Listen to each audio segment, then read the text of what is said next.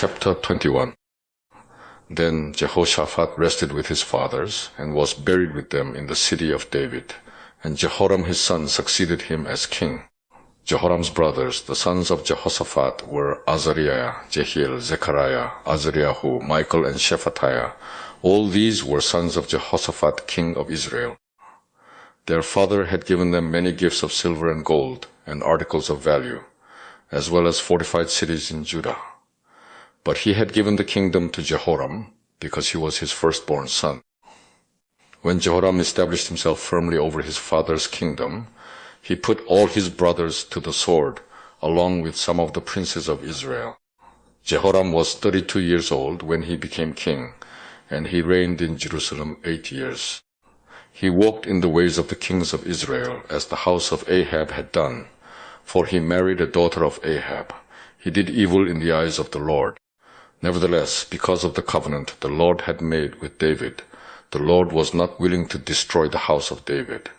He had promised to maintain a lamp for him and his descendants forever. In the time of Jehoram, Edom rebelled against Judah and set up its own king. So Jehoram went there with his officers and all his chariots. The Edomites surrounded him and his chariot commanders, but he rose up and broke through by night. To this day Edom has been in rebellion against Judah. Libnah revolted at the same time, because Jehoram had forsaken the Lord, the God of his fathers. He had also built high places on the hills of Judah, and had caused the people of Jerusalem to prostitute themselves, and had led Judah astray. Jehoram received a letter from Elijah the prophet, which said, "This is what the Lord, the God of your father David, says. You have not walked in the ways of your father Jehoshaphat, or of Asa king of Judah. But you have walked in the ways of the kings of Israel, and you have led Judah and the people of Jerusalem to prostitute themselves, just as the house of Ahab did. You have also murdered your own brothers, members of your father's house, men who were better than you. So now the Lord is about to strike your people, your sons, your wives, and everything that is yours, with a heavy blow. You yourself will be very ill with a lingering disease of the bowels, until the disease causes your bowels to come out." The Lord aroused against Jehoram the hostility of the Philistines and of the Arabs who lived near the Cushites. They attacked Judah, invaded it, and carried off all the goods found in the king's palace, together with his sons and wives. Not a son was left to him, except Ahaziah, the youngest. After all this, the Lord afflicted Jehoram with an incurable disease of the bowels. In the course of time, at the end of the 2nd year, his bowels came out because of the disease, and he died in great pain. His people made no fire in his honor, as they had for his fathers. Jehoram was 32 years old when he became king, and he reigned in Jerusalem 8 years. He passed away, to no one's regret, and was buried in the city of David, but not in the tombs of the kings. Chapter 22. The people of Jerusalem made Ahaziah, Jehoram's youngest son, king in his place, since the raiders, who came with the Arabs into the camp, had killed all the older sons. So Ahaziah, son of Jehoram, king of Judah, began to reign. Ahaziah was 22 years old when he became king, and he reigned in Jerusalem 1 year. His mother's name was Athaliah, a granddaughter of Omri. He too walked in the ways of the house of Ahab, for his mother encouraged him in doing wrong. He did evil in the eyes of the Lord, as the house of Ahab had done, for after his father's death they became his advisers to his undoing. He also followed their counsel when he went with Joram son of Ahab king of Israel to war against Hazael king of Aram at Ramoth-Gilead. The Arameans wounded Joram. So he returned to Jezreel to recover from the wounds they had inflicted on him at Ramoth in his battle with Hazael king of Aram.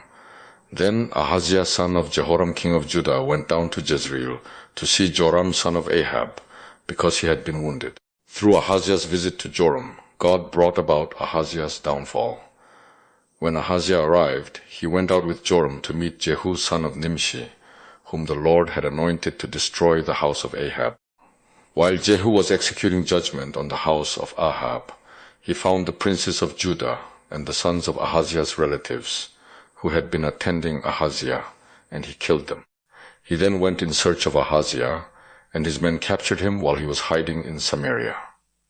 He was brought to Jehu and put to death. They buried him, for they said he was a son of Jehoshaphat, who sought the Lord with all his heart. So there was no one in the house of Ahaziah powerful enough to retain the kingdom. When Athaliah, the mother of Ahaziah, saw that her son was dead, she proceeded to destroy the whole royal family of the house of Judah. But Jehosheba, the daughter of King Jehoram, took Joash, son of Ahaziah, and stole him away from among the royal princes who were about to be murdered, and put him and his nurse in a bedroom. Because Jehosheba, the daughter of King Jehoram and wife of the priest Jehoiada, was Ahaziah's sister, she hid the child from Athaliah, so she could not kill him. He remained hidden with them at the temple of God for 6 years, while Athaliah ruled the land. Chapter 23. In the 7th year, Jehoiada showed his strength. He made a covenant with the commanders of units of 100, Azariah son of Jeroham, Ishmael son of Jehohanan, Azariah son of Obed, Maaseiah son of Adaiah, and Elishaphat son of Zikri. They went throughout Judah and gathered the Levites and the heads of Israelite families from all the towns. When they came to Jerusalem, the whole assembly made a covenant with the king at the temple of God. Jehoiada said to them, "The king's son shall reign, as the Lord promised concerning the descendants of David. Now this is what you are to do. A third of you priests and Levites who are going on duty on the Sabbath are to keep watch at the doors, a third of you at the royal palace, and a third at the foundation gate, and all the other men are to be in the courtyards of the temple of the Lord. No one is to enter the temple of the Lord except the priests and Levites on duty. They may enter because they are consecrated, but all the other men are to guard what the Lord has assigned to them. The Levites are to station themselves around the king, each man with his weapons in his hand. Anyone who enters the temple must be put to death. Stay close to the king wherever he goes." The Levites and all the men of Judah did just as Jehoiada, the priest, ordered. Each one took his men, those who were going on duty on the Sabbath and those who were going off duty. For Jehoiada, the priest, had not released any of the divisions. Then he gave the commanders of units of 100 the spears and the large and small shields that had belonged to King David and that were in the temple of God. He stationed all the men, each with his weapon in his hand, around the king, near the altar and the temple, from the south side to the north side of the temple. Jehoiada and his sons brought out the king's son and put the crown on him. They presented him with a copy of the covenant and proclaimed him king. They anointed him and shouted, "Long live the king!" When Athaliah heard the noise of the people running and cheering the king, she went to them at the temple of the Lord. She looked, and there was the king, standing by his pillar at the entrance. The officers and the trumpeters were beside the king, and all the people of the land were rejoicing and blowing trumpets, and singers with musical instruments were leading the praises. Then Athaliah tore her robes and shouted, "Treason! Treason!" Jehoiada the priest sent out the commanders of units of 100, who were in charge of the troops, and said to them, "Bring her out between the ranks, and put to the sword anyone who follows her." For the priest had said, "Do not put her to death at the temple of the Lord." So they seized her as she reached the entrance of the horse gate on the palace grounds, and there they put her to death. Jehoiada then made a covenant that he and the people and the king would be the Lord's people. All the people went to the temple of Baal and tore it down. They smashed the altars and idols and killed Matan, the priest of Baal, in front of the altars. Then Jehoiada placed the oversight of the temple of the Lord in the hands of the priests, who were Levites, to whom David had made assignments in the temple, to present the burnt offerings of the Lord, as written in the law of Moses, with rejoicing and singing, as David had ordered. He also stationed doorkeepers at the gates of the Lord's temple, so that no one who was in any way unclean might enter. He took with him the commanders of hundreds, the nobles, the rulers of the people, and all the people of the land, and brought the king down from the temple of the Lord. They went into the palace through the upper gate, and seated the king on the royal throne. And all the people of the land rejoiced, and the city was quiet, because Athaliah had been slain with the sword. Chapter 24. Joash was 7 years old when he became king, and he reigned in Jerusalem 40 years. His mother's name was Zibiah. She was from Beersheba. Joash did what was right in the eyes of the Lord all the years of Jehoiada the priest. Jehoiada chose 2 wives for him, and he had sons and daughters. Sometime later, Joash decided to restore the temple of the Lord. He called together the priests and Levites and said to them, "Go to the towns of Judah and collect the money due annually from all Israel to repair the temple of your God. Do it now." But the Levites did not act at once. Therefore the king summoned Jehoiada the chief priest and said to him, "Why haven't you required the Levites to bring in from Judah and Jerusalem the tax imposed by Moses, the servant of the Lord, and by the assembly of Israel for the tent of the testimony?" Now the sons of that wicked woman Athaliah had broken into the temple of God, and had used even its sacred objects for the Baals. At the king's command, a chest was made and placed outside, at the gate of the temple of the Lord. A proclamation was then issued in Judah and Jerusalem, that they should bring to the Lord the tax that Moses, the servant of God, had required of Israel in the desert. All the officials and all the people brought their contributions gladly, dropping them into the chest until it was full. Whenever the chest was brought in by the Levites to the king's officials, and they saw that there was a large amount of money, the royal secretary and the officer of the chief priest would come and empty the chest and carry it back to its place. They did this regularly and collected a great amount of money. The king and Jehoiada gave it to the men who carried out the work required for the temple of the Lord. They hired masons and carpenters to restore the Lord's temple, and also workers in iron and bronze to repair the temple. The men in charge of the work were diligent, and the repairs progressed under them. They rebuilt the temple of God according to its original design and reinforced it. When they had finished, they brought the rest of the money to the king and Jehoiada, and with it were made articles for the Lord's temple, articles for the service and for the burnt offerings, and also dishes and other objects of gold and silver. As long as Jehoiada lived, burnt offerings were presented continually in the temple of the Lord. Now Jehoiada was old and full of years, and he died at the age of 130. He was buried with the kings in the city of David, because of the good he had done in Israel for God and his temple. After the death of Jehoiada, the officials of Judah came and paid homage to the king, and he listened to them. They abandoned the temple of the Lord, the God of their fathers, and worshipped Asherah poles and idols. Because of their guilt, God's anger came upon Judah and Jerusalem. Although the Lord sent prophets to the people to bring them back to him, and though they testified against them, they would not listen. Then the Spirit of God came upon Zechariah son of Jehoiada the priest. He stood before the people and said, "This is what God says. Why do you disobey the Lord's commands? You will not prosper. Because you have forsaken the Lord, he has forsaken you." But they plotted against him, and by order of the king, they stoned him to death in the courtyard of the Lord's temple. King Joash did not remember the kindness Zechariah's father Jehoiada had shown him, but killed his son, who said as he lay dying, "May the Lord see this and call you to account." At the turn of the year, the army of Aram marched against Joash. It invaded Judah and Jerusalem and killed all the leaders of the people. They sent all the plunder to their king in Damascus. Although the Aramean army had come with only a few men, the Lord delivered into their hands a much larger army. Because Judah had forsaken the Lord, the God of their fathers, judgment was executed on Joash. When the Arameans withdrew, they left Joash severely wounded. His officials conspired against him for murdering the son of Jehoiada the priest, and they killed him in his bed. So he died and was buried in the city of David, but not in the tombs of the kings.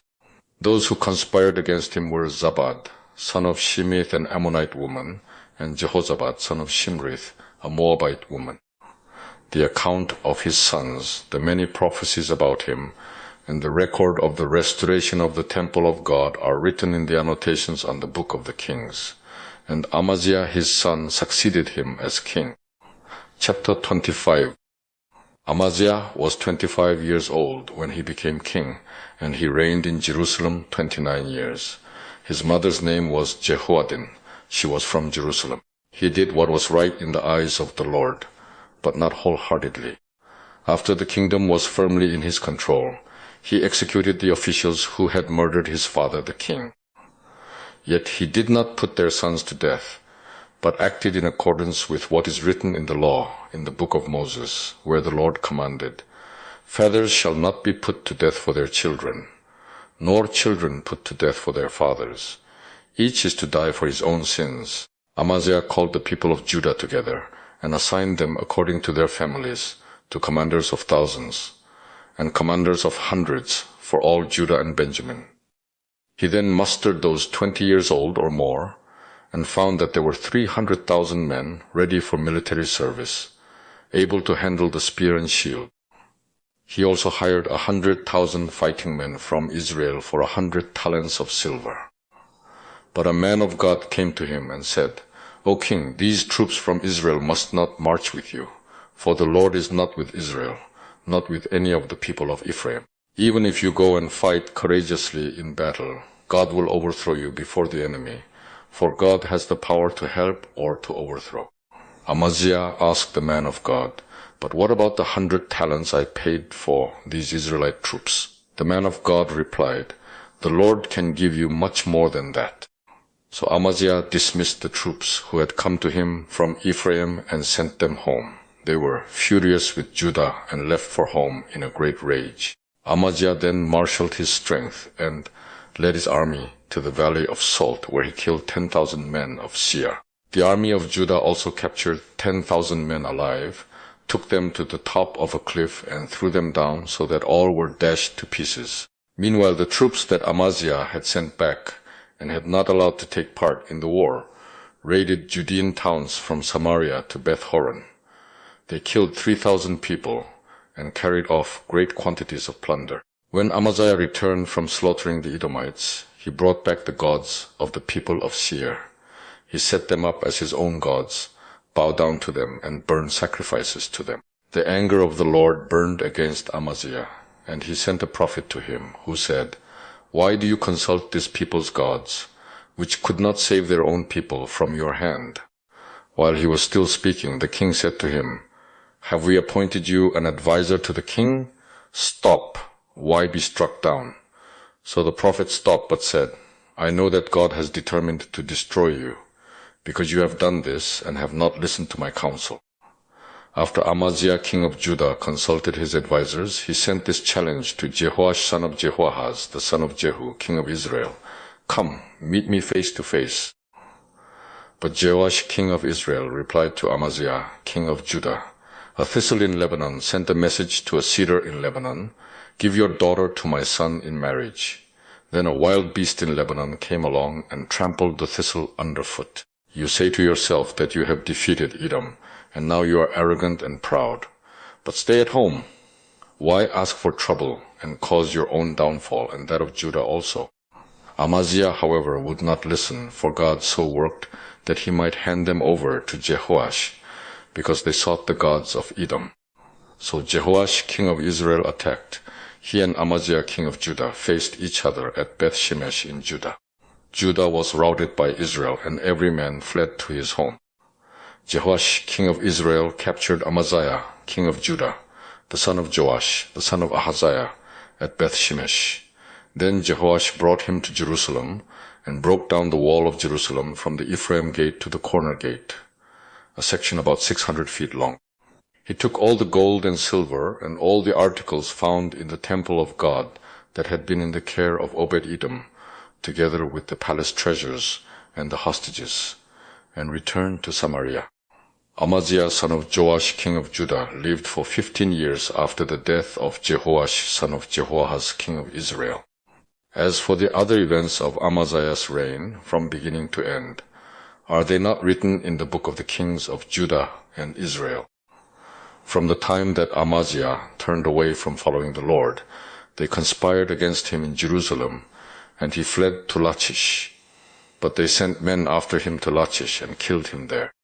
He was brought back by horse and was buried with his fathers in the city of Judah. Chapter 26. Then all the people of Judah took Uzziah, who was 16 years old, and made him king in place of his father Amaziah. He was the one who rebuilt Elath and restored it to Judah, after Amaziah rested with his fathers. Uzziah was 16 years old when he became king, and he reigned in Jerusalem 52 years. His mother's name was Jecholiah. She was from Jerusalem. He did what was right in the eyes of the Lord, just as his father Amaziah had done. He sought God during the days of Zechariah, who instructed him in the fear of God. As long as he sought the Lord, God gave him success. He went to war against the Philistines and broke down the walls of Gath, Jabneh, and Ashdod. He then rebuilt towns near Ashdod and elsewhere among the Philistines. God helped him against the Philistines and against the Arabs who lived in Girbal and against the Meunites. The Ammonites brought tribute to Uzziah, and his fame spread as far as the border of Egypt because he had become very powerful. Uzziah built towers in Jerusalem at the corner gate, at the valley gate, and at the angle of the wall, and he fortified them. He also built towers in the desert and dug many cisterns, because he had much livestock in the foothills and in the plain. He had people working his fields and vineyards in the hills and in the fertile lands, for he loved the soil. Uzziah had a well-trained army ready to go out by divisions according to their numbers, as mustered by Jael the secretary and Maziah, the officer under the direction of Hananiah, one of the royal officials. The total number of family leaders over the fighting men was 2,600. Under their command was an army of 307,500 men trained for war, a powerful force to support the king against his enemies. Uzziah provided shields, spears, helmets, coats of armor, bows, and sling stones for the entire army. In Jerusalem, he made machines designed by skillful men for use on the towers and on the corner defenses to shoot arrows and hurl large stones. His fame spread far and wide, for he was greatly helped until he became powerful. But after Uzziah became powerful, his pride led to his downfall. He was unfaithful to the Lord his God, and entered the temple of the Lord to burn incense on the altar of incense. Azariah the priest, with 80 other courageous priests of the Lord, followed him in. They confronted him and said, "It is not right for you, Uzziah, to burn incense to the Lord, that is for the priests, the descendants of Aaron, who have been consecrated to burn incense. Leave the sanctuary, for you have been unfaithful, and you will not be honored by the Lord God." Uzziah, who had a censer in his hand ready to burn incense, became angry. While he was raging at the priests in their presence before the incense altar in the Lord's temple, leprosy broke out on his forehead. When Azariah the chief priest and all the other priests looked at him, they saw that he had leprosy on his forehead, so they hurried him out. Indeed, he himself was eager to leave, because the Lord had afflicted him. King Uzziah had leprosy until the day he died. He lived in a separate house, leprous, and excluded from the temple of the Lord. Jotham his son had charge of the palace and governed the people of the land. The other events of Uzziah's reign, from beginning to end, are recorded by the prophet Isaiah son of Amos. Uzziah rested with his fathers and was buried near them in a field for burial that belonged to the kings. For people said, "He had leprosy," and Jotham his son succeeded him as king. Chapter 27. Jotham was 25 years old when he became king, and he reigned in Jerusalem 16 years. His mother's name was Jerusha, daughter of Zadok. He did what was right in the eyes of the Lord, just as his father Uzziah had done. But unlike him, he did not enter the temple of the Lord. The people, however, continued their corrupt practices. Jotham rebuilt the upper gate of the temple of the Lord and did extensive work on the wall at the hill of Ophel. He built towns in the Judean hills and forts and towers in the wooded areas. Jotham made war on the king of the Ammonites and conquered them. That year the Ammonites paid him 100 talents of silver, 10,000 kors of wheat, and 10,000 kors of barley. The Ammonites brought him the same amount also in the 2nd and 3rd years. Jotham grew powerful because he walked steadfastly before the Lord his God. The other events in Jotham's reign, including all his wars and the other things he did, are written in the book of the kings of Israel and Judah. He was 25 years old when he became king, and he reigned in Jerusalem 16 years. Jotham rested with his fathers and was buried in the city of David, and Ahaz his son succeeded him as king. Chapter 28. Ahaz was 20 years old when he became king, and he reigned in Jerusalem 16 years. Unlike David his father, he did not do what was right in the eyes of the Lord. He walked in the ways of the kings of Israel, and also made cast idols for worshipping the Baals. He burned sacrifices in the valley of Ben Hinnom, and sacrificed his sons in the fire, following the detestable ways of the nations the Lord had driven out before the Israelites. He offered sacrifices and burned incense at the high places, on the hilltops and under every spreading tree. Therefore the Lord his God handed him over to the king of Aram.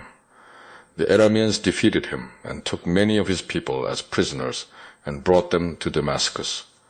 He was also given into the hands of the king of Israel, who inflicted heavy casualties on him. In one day Pekah son of Remaliah killed 120,000 soldiers in Judah, because Judah had forsaken the Lord, the God of their fathers. Zikri, an Ephraimite warrior, killed Maaseiah the king's son, Azrikam the officer in charge of the palace, and Elkanah second to the king. The Israelites took captive from their kinsmen 200,000 wives, sons and daughters. They also took a great deal of plunder, which they carried back to Samaria. But a prophet of the Lord named Oded was there, and he went out to meet the army when it returned to Samaria. He said to them, "Because the Lord, the God of your fathers, was angry with Judah, he gave them into your hand, but you have slaughtered them in a rage that reaches to heaven. And now you intend to make the men and women of Judah and Jerusalem your slaves. But aren't you also guilty of sins against the Lord your God? Now listen to me, send back your fellow countrymen you have taken as prisoners, for the Lord's fierce anger rests on you." Then some of the leaders in Ephraim, Azariah son of Jehohanan, Berechiah son of Meshillemoth, Jezkiah son of Shallum, and Amasa son of Hadlai, confronted those who were arriving from the war. "You must not bring those prisoners here," they said, "or we will be guilty before the Lord. Do you intend to add to our sin and guilt? For our guilt is already great, and his fierce anger rests on Israel." So the soldiers gave up the prisoners and plunder in the presence of the officials and all the assembly. The men designated by name took the prisoners, and from the plunder they clothed all who were naked. They provided them with clothes and sandals, food and drink, and healing balm. All those who were weak they put on donkeys. So they took them back to their fellow countrymen at Jericho, the city of palms, and returned to Samaria. At that time King Ahaz sent to the king of Assyria for help. The Edomites had again come and attacked Judah and carried away prisoners, while the Philistines had raided towns in the foothills and in the Negev of Judah. They captured and occupied Beth Shemesh, Aijalon and Gederoth, as well as Soko, Timnah and Gimzo, with their surrounding villages. The Lord had humbled Judah because of Ahaz king of Israel, for he had promoted wickedness in Judah, and had been most unfaithful to the Lord. Tiglath-Pileser king of Assyria came to him, but he gave him trouble instead of help.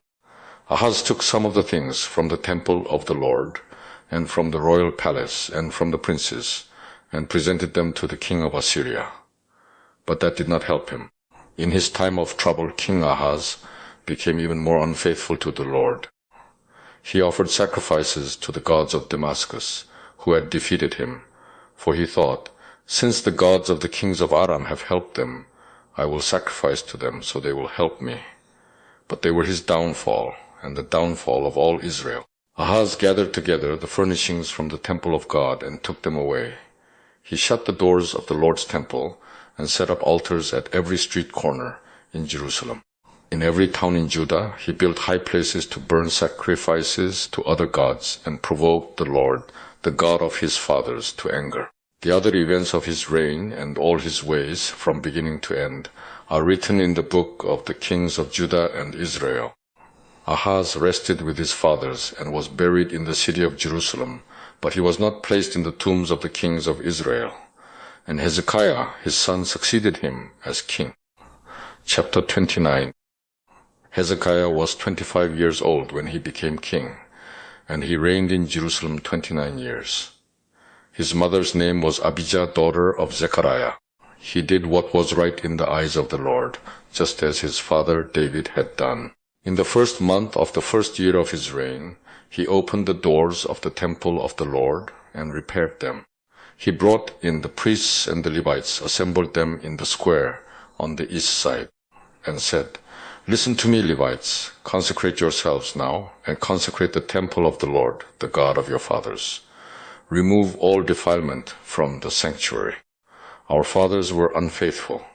They did evil in the eyes of the Lord our God and forsook him. They turned their faces away from the Lord's dwelling place and turned their backs on him. They also shut the doors of the portico and put out the lamps. They did not burn incense or present any burnt offerings at the sanctuary to the God of Israel. Therefore the anger of the Lord has fallen on Judah and Jerusalem. He has made them an object of dread and horror and scorn, as you can see with your own eyes.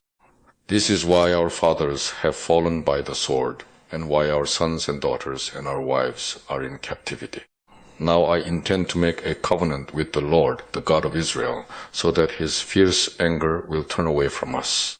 My sons, do not be negligent now, for the Lord has chosen you to stand before him and serve him, to minister before him and to burn incense." Then these Levites set to work from the Kohathites, Mahath son of Amasai and Joel son of Azariah. From the Merarites, Kish son of Abdi and Azariah son of Jehalelel. From the Gershonites, Joah son of Zimmah and Eden son of Joah. From the descendants of Elizaphan, Shimri and Jael. From the descendants of Asaph, Zechariah and Mattaniah. From the descendants of Heman, Jehiel and Shimei. From the descendants of Jeduthun, Shemaiah and Uzziel. When they had assembled their brothers and consecrated themselves, they went in to purify the temple of the Lord, as the king had ordered, following the word of the Lord. The priests went into the sanctuary of the Lord to purify it. They brought out to the courtyard of the Lord's temple everything unclean that they found in the temple of the Lord. The Levites took it and carried it out to the Kidron Valley. They began the consecration on the first day of the first month, and by the 8th day of the month they reached the portico of the Lord. For 8 more days they consecrated the temple of the Lord itself, finishing on the 16th day of the first month. Then they went in to King Hezekiah and reported, "We have purified the entire temple of the Lord, the altar of burnt offering with all its utensils, and the table for setting out the consecrated bread with all its articles. We have prepared and consecrated all the articles that King Ahaz removed in his unfaithfulness while he was king. They are now in front of the Lord's altar." Early the next morning, King Hezekiah gathered the city officials together and went up to the temple of the Lord. They brought 7 bulls, 7 rams, 7 male lambs, and 7 male goats as a sin offering for the kingdom, for the sanctuary, and for Judah. The king commanded the priests, the descendants of Aaron, to offer these on the altar of the Lord. So they slaughtered the bulls, and the priests took the blood and sprinkled it on the altar. Next they slaughtered the rams and sprinkled their blood on the altar. Then they slaughtered the lambs and sprinkled their blood on the altar. The goats for the sin offering were brought before the king and the assembly, and they laid their hands on them. The priests then slaughtered the goats and presented their blood on the altar for a sin offering to atone for all Israel, because the king had ordered the burnt offering and the sin offering for all Israel. He stationed the Levites in the temple of the Lord with cymbals, harps and lyres in the way prescribed by David and Gad the king's seer and Nathan the prophet. This was commanded by the Lord through his prophets. So the Levites stood ready with David's instruments and the priests with their trumpets. Hezekiah gave the order to sacrifice the burnt offering on the altar, as the offering began, singing to the Lord began also, accompanied by trumpets and the instruments of David, king of Israel. The whole assembly bowed in worship, while the singers sang and the trumpeters played. All this continued until the sacrifice of the burnt offering was completed. When the offerings were finished, the king and everyone present with him knelt down and worshipped. King Hezekiah and his officials ordered the Levites to praise the Lord with the words of David and of Asaph the seer. So they sang praises with gladness and bowed their heads and worshipped. Then Hezekiah said, "You have now dedicated yourselves to the Lord. Come and bring sacrifices and thank offerings to the temple of the Lord." So the assembly brought sacrifices and thank offerings, and all whose hearts were willing brought burnt offerings. The number of burnt offerings the assembly brought was 70 bulls, 100 rams, and 200 male lambs, all of them for burnt offerings to the Lord. The animals consecrated as sacrifices amounted to 600 bulls and 3,000 sheep and goats. The priests, however, were too few to skin all the burnt offerings. So their kinsmen the Levites helped them until the task was finished and until other priests had been consecrated, for the Levites had been more conscientious in consecrating themselves than the priests had been. There were burnt offerings in abundance, together with the fat of the fellowship offerings and the drink offerings that accompanied the burnt offerings. So the service of the temple of the Lord was re-established. Hezekiah and all the people rejoiced at what God had brought about for his people, because it was done so quickly. Chapter 30. Hezekiah sent word to all Israel and Judah, and also wrote letters to Ephraim and Manasseh, inviting them to come to the temple of the Lord in Jerusalem and celebrate the Passover to the Lord, the God of Israel. The king and his officials and the whole assembly in Jerusalem decided to celebrate the Passover in the 2nd month. They had not been able to celebrate it at the regular time because not enough priests had consecrated themselves, and the people had not assembled in Jerusalem. The plan seemed right both to the king and to the whole assembly. They decided to send a proclamation throughout Israel, from Beersheba to Dan, calling the people to come to Jerusalem and celebrate the Passover to the Lord, the God of Israel. It had not been celebrated in large numbers according to what was written. At the king's command, couriers went throughout Israel and Judah with letters from the king and from his officials, which read, "People of Israel, return to the Lord, the God of Abraham, Isaac, and Israel, that he may return to you who are left, who have escaped from the hand of the kings of Assyria. Do not be like your fathers and brothers, who were unfaithful to the Lord, the God of their fathers, so that he made them an object of horror, as you see. Do not be stiff-necked, as your fathers were. Submit to the Lord. Come to the sanctuary, which he has consecrated forever. Serve the Lord your God, so that his fierce anger will turn away from you. If you return to the Lord, then your brothers and your children will be shown compassion by their captors, and will come back to this land, for the Lord, your God, is gracious and compassionate. He will not turn his face from you if you return to him." The couriers went from town to town in Ephraim and Manasseh, as far as Zebulun, but the people scorned and ridiculed them. Nevertheless, some men of Asher, Manasseh, and Zebulun humbled themselves and went to Jerusalem. Also in Judah, the hand of God was on the people to give them unity of mind to carry out what the king and his officials had ordered, following the word of the Lord. A very large crowd of people assembled in Jerusalem to celebrate the Feast of Unleavened Bread in the 2nd month.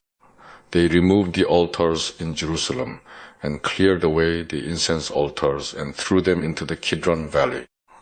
They slaughtered the Passover lamb on the 14th day of the 2nd month. The priests and the Levites were ashamed and consecrated themselves and brought burnt offerings to the temple of the Lord. Then they took up their regular positions as prescribed in the law of Moses, the man of God. The priests sprinkled the blood handed to them by the Levites. Since many in the crowd had not consecrated themselves, the Levites had to kill the Passover lambs for all those who were not ceremonially clean, and could not consecrate their lambs to the Lord. Although most of the many people who came from Ephraim, Manasseh, Issachar, and Zebulun had not purified themselves, yet they ate the Passover, contrary to what was written.